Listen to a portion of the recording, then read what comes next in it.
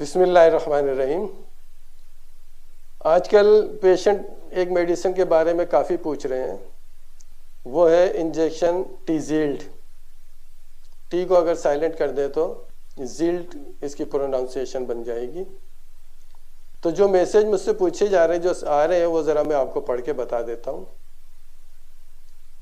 ये इंजेक्शन की पिक्चर है। फाइजर कंपनी की शुगर कंट्रोल करने की रिसर्च करदा वैक्सीन ने शुगर के मरीजों के चेहरों पर मुस्कुराहटें बखेर दी। फाइजर कंपनी ने अपनी रिसर्च वैक्सीन अमेरिका में मुतारिफ करवा दी है। जो शुगर के मरीज इंसुलिन पर हैं, वो एक बार ये वैक्सीन लगवाएंगे तो 3 साल तक शुगर कंट्रोल रहेगी और 3 वैक्सीन का डोज लगाने के बाद ताहयात शुगर कंट्रोल रहेगी। और जो शुगर के मरीज गोलियों पर हैं, इन्हें सिर्फ एक सिंगल डोज लगाने से इनकी शुगर ताहयात कंट्रोल रहेगी। तो ये तो तहरीर आप सबके पास ही आ रही होगी। तो अब इस मेडिसिन के बारे में मालूम करने के लिए हम चलते हैं अमेरिका के रिसर्च इदारे की तरफ। तो टीजील्ड लिखिए और वहाँ पर FDA की जो वेबसाइट है वहाँ पर आ जाइए। FDA food and drug agency America की अथेंटिक्स जो वेबसाइट है, वहाँ पर जब आप आएंगे तो इस इंजेक्शन की जो इंडिकेशन लिखी होगी वो लिखी होगी कि ये मेडिसिन टाइप 1 शुगर के मरीजों के लिए है। लिहाजा जो टाइप 2 शुगर के मरीज हैं वो तो एक तरफ हो जाए, उनके लिए नहीं है। टाइप 2 शुगर के मरीज वो है जो मेडिसिन पर हैं और जिनको मेटाबॉलिक सिंड्रोम की वजह से उन्हें डायबिटीज़ हुई है।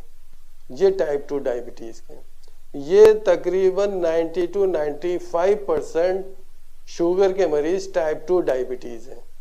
तो जो मेडिसिन ले रहे हैं उनके लिए तो ये बिल्कुल काम नहीं करेगी। तो वो अपना काम आराम से जारी रखें, जो मेडिसिन मिल रही है उसी को जारी रखें, वो इसकी तरफ ना देखें, खुशफहमी में ना हो। ठीक है, अब आ जाइए टाइप 1 की तरफ। टाइप 1 वो है जिसमें के उसके इंसुलिन बनाने के जो कारखाने लबलबे में हैं, पैंक्रियाज में, उनका नाम है बीटा सेल। तो वो बीटा सेल कंप्लीट डिस्ट्रॉय हो जाते हैं।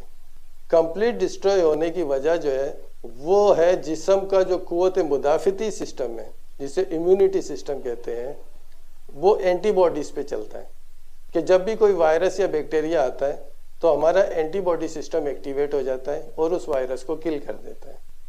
लेकिन सम टाइम क्या होता है कि ये एंटीबॉडी सिस्टम, हमारा इम्यूनिटी सिस्टम जो है, वो हमारे ही ऑर्गन को डैमेज करना शुरू कर देता है। तो ये बीमारियाँ जो हमारे ही कुव्वत मुदाफ़ती निज़ाम के वजह से टूट फूट का शिकार हो जाती है, हम बीमार हो जाते हैं, उन बीमारियों को कहते हैं ऑटो इम्यून डिजीज़। कि ऑटोमेटिक हमारा सिस्टम एक उठ गया एंटीबॉडीज का और वो हमारे ही किसी ऑर्गन को डैमेज कर रहा है। ऑटो इम्यून डिजीज में रूमेटॉइड आर्थराइटिस आता है, उसमें ऑटो इम्यून सिस्टम उठता है और जॉइंट को डैमेज करना शुरू कर देता है। एक सिस्टम दूसरा उठता है, वो आंतों पे असरअंदाज होता है, सीलिएक डिजीज हो जाती है। और यही सिस्टम टाइप 1 डायबिटीज के मरीजों में उठ जाता है, एक्टिवेट हो जाता है, जिससे कि बीटा सेल जो है लबलबे के, पैंक्रियाज के, वो डिस्ट्रॉय होना शुरू हो जाते हैं। तो ये है टाइप 1 डायबिटीज़ के ऑटो इम्यून डिजीज़ है। और ये जो मेडिसिन है ये उस इम्यून सिस्टम को सप्रेस कर देगी, जिसकी वजह से वो ऑटोमेटिक जो सेल डिस्ट्रॉय हो रहे थे वो डिस्ट्रॉय होना बंद हो जाएंगे। तो टाइप 1 डायबिटीज़ के 3 स्टेज हैं, स्टेज 1, स्टेज 2, स्टेज 3। स्टेज 1 में ये है कि ना तो उसके सिर्फ एंटीबॉडीज़ जो है वो ब्लड में आ गए। एंटीबॉडीज़ ब्लड में आने के बाद उनका ब्लड शुगर लेवल भी अभी नॉर्मल है और उन्हें कोई अलामतें भी नहीं आई, उनमें कोई सिम्टम भी नहीं आए। ये स्टेज 1 है। इसका पता कैसे चलेगा कि ना तो मरीज़ को पता ही नहीं है कुछ, बस एंटीबॉडीज़ बनना शुरू हो गए और उसकी कोई अलामतें भी नहीं है। तो ये पेशेंट वो होंगे जिनके पेरेंट्स को, किसी भाई को या पेरेंट्स में वालिद वालिदैन को टाइप 1 डायबिटीज़ है। तो चांस होगा कि उसे भी टाइप 1 डायबिटीज़ तो नहीं है, तो उसके ये ब्लड लेवल कराते रहते हैं कि बीटा सेल को डिस्ट्रॉय करने वाली एंटीबॉडीज बन तो नहीं गई हैं, तो ये लेवल मालूम करते हैं। तो जैसे ये लेवल मालूम किया हमने, लेकिन अभी उसको अलामतें भी नहीं हुई और उसकी शुगर भी ख़राब नहीं हुई, डायबिटीज़ भी उसे नहीं हुई, तो ये है स्टेज 1। और स्टेज 2 वो है कि उसके एंटीबॉडीज़ आ गए हैं और शुगर लेवल भी उसका बढ़ रहा है, लेकिन उसको अलामतें नहीं हुई हैं, सिम्टम नहीं आए, अलामतें नहीं है, लेकिन शुगर लेवल अप हो रहा है और एंटीबॉडीज़ मौजूद हैं। ये स्टेज 2 है। और स्टेज 3 में ये है कि एंटीबॉडीज़ भी हैं, शुगर भी बढ़ रहा है और अलामतें भी आ गई। अलामतें क्या है टाइप 1 की? सबसे पहले उसे प्यास ज़्यादा लगेगी, हद से ज़्यादा उसे प्यास लग रही होगी, पेशाब बहुत ज़्यादा आएगा, हद से ज़्यादा उसे पेशाब आ रहा होगा। बच्चे हैं, बच्चों का पता नहीं चलता, लेकिन बच्चों की एक अलामत आएगी कि 10 साल का बच्चा है, 12 साल का बच्चा है, वो पहले पेशाब नहीं करता था बिस्तर पे, लेकिन अब वो पेशाब करने लगा बिस्तर पे सोते में, तो कान खड़े कर लेना कि कहीं इसे शुगर तो नहीं हो गई है। तो टाइप 2 से टाइप 3 के स्टेज को ये मेडिसिन प्रोलॉन्ग कर देगी, उसका दौरानिया बढ़ा देगी कि अगर इस पेशेंट को 6 महीने में टाइप स्टेज 2 से स्टेज 3 में चला जाएगा तो ये दौरानिया बढ़ के 3 साल तक चला जाएगा। दोबारा बता देता हूँ, स्टेज कोई अलामत नहीं है, ना शुगर बढ़ी है, लेकिन एंटीबॉडीज हैं।